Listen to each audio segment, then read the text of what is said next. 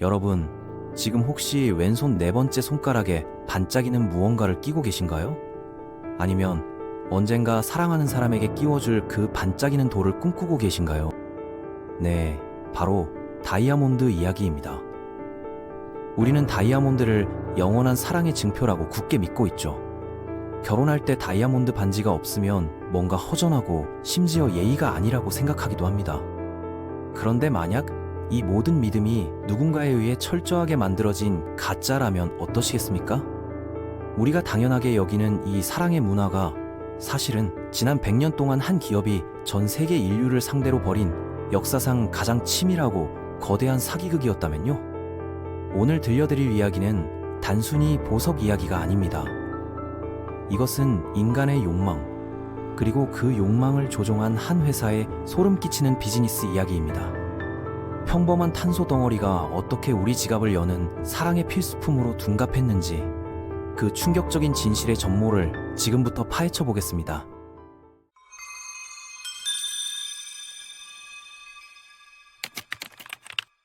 먼저 한 가지 오해부터 풀고 가야겠습니다. 여러분은 다이아몬드가 왜 비싸다고 생각하시나요? 대부분 너무나 희귀해서 구하기 힘들어서라고 대답하실 겁니다. 하지만 죄송하게도 그것부터가 거짓말입니다. 사실 다이아몬드는 지구상에서 꽤난 광물 중 하나입니다. 루비나 사파이어보다 훨씬 더 많이 발견되죠. 그런데 왜 우리는 다이아몬드가 희귀하다고 믿고 있을까요? 그 뒤에는 드비어스라는 거대한 회사가 버티고 있습니다. 시계를 1867년으로 돌려보겠습니다. 무대는 남아프리카의 어느 한적한 농장입니다. 한 어린 소년이 강가에서 놀다가 반짝이는 돌멩이 하나를 줍습니다. 그게 바로 아프리카 다이아몬드 러시의 시작이었습니다. 이 소식이 퍼지자 전 세계의 사람들이 일확천금을 꿈꾸며 아프리카로 몰려들었죠. 그리고 이 혼란스러운 시기에 영국에서 온 한 병약한 청년이 있었습니다. 이름은 세실 로즈. 당시 17살이었던 로즈는 심장과 폐가 너무 약해서 오래 살지 못할 것이라는 시한부 선고나 다름없는 말을 듣고 요양차 아프리카에 왔던 소년이었습니다. 영국 옥스퍼드 대학을 다니며 신사가 되고 싶었던 그에게 흙먼지 날리는 아프리카 농장 생활은 지옥 같았겠죠. 하지만 다이아몬드 발견 소식은 그의 야망에 불을 지폈습니다. 로즈는 형이 네덜란드 농부 형제에게 빌린 농장에서 채굴을 시작했는데 그 농장 주인의 이름이 바로 드비어스였습니다. 훗날 전 세계를 지배하게 될 제국의 이름은 이렇게 우연히 정해진 거죠. 세실 로즈는 천재적인 사업가인 동시에 악마 같은 냉혈한이었습니다. 그는 곧 깨달았습니다. 다이아몬드는 그냥 캐서 파는 게 아니다. 시장을 장악해야 한다. 그는 비용을 줄이기 위해 아프리카 원주민들을 끔찍하게 착취했습니다. 쥐꼬리만 한 임금을 주거나 아예 주지 않았고 툭하면 구타했습니다. 노동자들을 좁은 막사에 가두고 퇴근할 때는 다이아몬드를 삼켰는지 확인한다며 굴욕적인 알몸 수색까지 자행했습니다. 갱도가 무너져서 노동자의 3분의 1이 죽거나 다쳐도 로즈에게 그들은 그저 소모품이자 사업 비용일 뿐이었습니다. 그런데 로즈에게 예상치 못한 위기가 닥칩니다. 다이아몬드가 너무 많이 나오기 시작한 겁니다. 남아프리카 땅을 파니까 다이아몬드가 쏟아져 나왔습니다. 수만 개, 수십만 개가 쏟아졌죠. 물건이 넘쳐나면 어떻게 되나요? 가격은 똥값이 됩니다. 다이아몬드가 길가에 굴러다니는 돌멩이 취급을 받게 생겼으니 로즈 입장에선 큰일이 난 거죠. 여기서 로즈는 무서운 결단을 내립니다. 다이아몬드가 많다면 내가 다 사들여서 숨겨버리자. 그리고 조금씩만 풀어서 비싸게 팔자. 그는 정치계에 진출해 자신에게 유리한 법을 만들고 경쟁자들을 하나둘씩 집어삼키기 시작합니다. 가장 큰 라이벌이었던 바니 바르나토라는 사람의 회사마저 뒤에서 몰래 지분을 사들여 합병해버리죠. 1888년, 불과 35세의 나이에 세실 로즈는 전 세계 다이아몬드 생산량의 90%를 손에 쥐게 됩니다. 이제 지구상에 나오는 다이아몬드 10개 중 9개는 로즈의 허락 없이는 세상에 나올 수 없게 된 겁니다. 세실 로즈가 죽은 뒤 오펜하이머 가문이 이 제국을 물려받습니다. 그리고 이들은 독점을 더욱 예술의 경지로 끌어올립니다. 그들은 전 세계의 모든 다이아몬드를 무조건 드비어스에게만 팔도록 강요했습니다. 만약 어떤 광산 주인이 나는 내 마음대로 팔겠어 라고 한다면 오펜하이머는 무자비했습니다. 그 반항하는 광산 근처에 자신이 가진 다이아몬드를 헐값에 뿌려서 그 광산을 망하게 만들거나 정부를 매수에 압박하고 심지어 깡패를 보내 기계를 부수기도 했습니다. 러시아 공산당이든 아프리카의 독재자든 상관없었습니다. 전 세계 어디서 다이아몬드가 나오든 그 종착지는 무조건 드비어스의 금고여야 했습니다. 이것이 바로 경제학 교과서에도 나오는 완벽한 카르텔, 즉 독점 조직의 탄생입니다. 그들은 수도꼭지를 틀듯이 다이아몬드 공급량을 조절하며 가격을 마음대로 주물렀습니다. 하지만 1929년 전 세계의 대공황이 닥치면서 사람들은 빵 살 돈도 없게 되었습니다.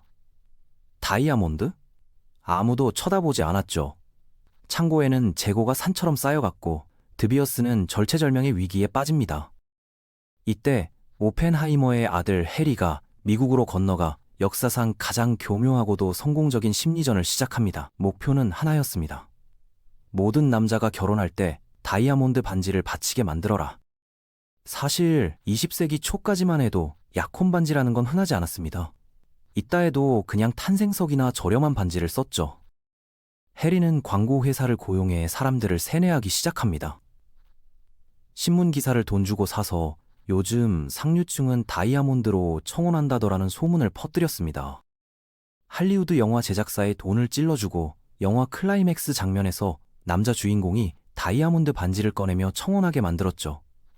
마릴린 먼로가 부른 다이아몬드는 여자의 가장 친한 친구라 라는 노래도 다 이런 분위기 속에서 나온 겁니다. 가장 천재적인 그리고 사악한 전략은 바로 가격 가이드라인이었습니다. 드비어스는 광고에 대놓고 이렇게 썼습니다. 2달치 월급을 투자하세요. 부자든 가난한 사람이든 자기 월급의 2달치를 털어서 반지를 사라는 겁니다. 나중에는 이걸 3달치로 은근슬쩍 올리기도 했죠. 회사가 소비자에게 이만큼 돈을 써야 사랑하는 거야 라고 정해준 건데 사람들은 이걸 마케팅이 아니라 전통으로 받아들였습니다. 그리고 드디어 1947년 전서의 카피가 탄생합니다. 다이아몬드는 영원하다. 이 문장은 정말 기가 막힌 중의적인 뜻을 담고 있습니다. 너의 사랑도 영원할 거야 라는 로맨틱한 메시지인 동시에 이 반지를 절대 되팔지 마라는 경고였습니다. 왜냐고요? 사람들이 가진 다이아몬드가 중고시장에 쏟아져 나오면 드비어스의 독점이 무너지니까요. 이건 영원한 거니까 팔면 안 돼. 대대로 물려줘. 이게 드비어스가 진짜 하고 싶었던 말이었습니다. 하지만 다이아몬드는 영원하다는 아름다운 구호 뒤편에는 시커먼 어둠이 도사리고 있었습니다. 제2차 세계대전 당시 다이아몬드는 단순한 보석이 아니라 무기를 만드는데 꼭 필요한 산업자원이었습니다. 비행기 엔진을 깎고 정밀 무기를 만들려면 단단한 다이아몬드가 필수였으니까요. 히틀러의 나치 독일도 다이아몬드가 절실했습니다. 그런데 놀랍게도 연합국 편이었어야 할 드비어스가 뒤로는 나치에게 다이아몬드를 밀수출했다는 사실이 드러났습니다. 자국의 군인들이 전쟁터에서 피를 흘릴 때 드비어스는 적군에게 무기 재료를 팔아먹으며 돈을 챙긴 겁니다. 돈 앞에서는 조국도 정의도 없었던 거죠. 전쟁이 끝나고 냉전 시대가 오자 이번에는 소련, 즉 러시아에서 거대한 다이아몬드 광산이 발견됩니다. 드비어스는 또 긴장했죠. 저 싼 러시아산 다이아몬드가 시장에 풀리면 우리 가격이 또 떨어진다. 그래서 비밀리에 소련과 계약을 맺습니다. 그런데 러시아 다이아몬드는 크기가 작고 자잘했습니다. 약혼 반지로는 쓸 수 없는 크기였죠. 드비어스는 어떻게 했을까요? 또 새로운 전통을 만들어냅니다. 바로 영원의 반지, 이터니티 링입니다. 결혼 기념일에 작은 다이아몬드가 여러 개 박힌 반지를 선물하라고 광고한 거죠. 서방 세계의 남편들이 아내에게 선물한 그 반지의 수익금이 사실은 적국인 소련의 핵무기 개발 자금으로 흘러들어갔다는 아이러니, 정말 소름 돋지 않나요? 더 끔찍한 건 아프리카 내전입니다. 시에라리온, 콩고 같은 나라의 반군들은 무기를 사기 위해 주민들을 노예처럼 부려 다이아몬드를 캤습니다. 팔다리를 자르고 학살하며 캐낸 이 다이아몬드들이 드비어스의 유통망을 타고 전 세계로 팔려나갔습니다. 이게 바로 그 유명한 블러드 다이아몬드, 피의 다이아몬드입니다. 우리가 사랑을 맹세하며 끼워준 반지에 누군가의 피가 묻어 있을 수도 있다는 사실. 드비어스는 끝까지 외면하고 싶어 했습니다. 영원할 것 같았던 드비어스의 제국도 결국 흔들리기 시작합니다. 미국 정부가 칼을 빼들고 반독점 소송을 걸었고 호주와 캐나다에서 드비어스의 말을 듣지 않는 새로운 광산들이 발견되었습니다. 무엇보다 기술의 발전으로 실험실에서 만드는 랩 그로운 다이아몬드가 등장했습니다. 이제 드비어스는 예전처럼 시장을 100% 통제하지 못합니다. 점유율은 30%대로 떨어졌죠.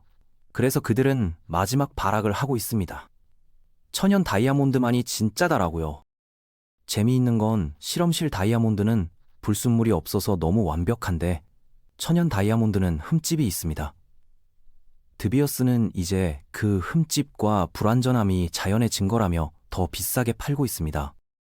우리는 완벽하고 깨끗한 걸 더 싸게 만들 수 있는데 사람들은 여전히 아니야, 땅속에서 고통받으며 나온 돌이 더 의미 있어 라고 말하며 비싼 돈을 냅니다. 이게 바로 100년 세뇌 교육의 무서운 결과가 아닐까요? 오늘 우리는 반짝이는 보석 뒤에 숨겨진 100년에 걸친 거대한 비즈니스 쇼를 들여다봤습니다. 1867년의 소년 세실 로즈부터 월급 3달치를 강요한 마케팅, 나치와의 거래, 그리고 피 묻은 아프리카의 눈물까지. 드비어스는 다이아몬드라는 평범한 돌멩이에 사랑과 영원이라는 환상을 입혀 전 세계를 홀렸습니다. 그리고 우리는 아직도 그들이 만든 규칙 속에서 살고 있습니다.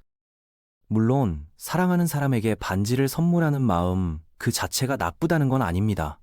그 마음은 분명히 소중하죠.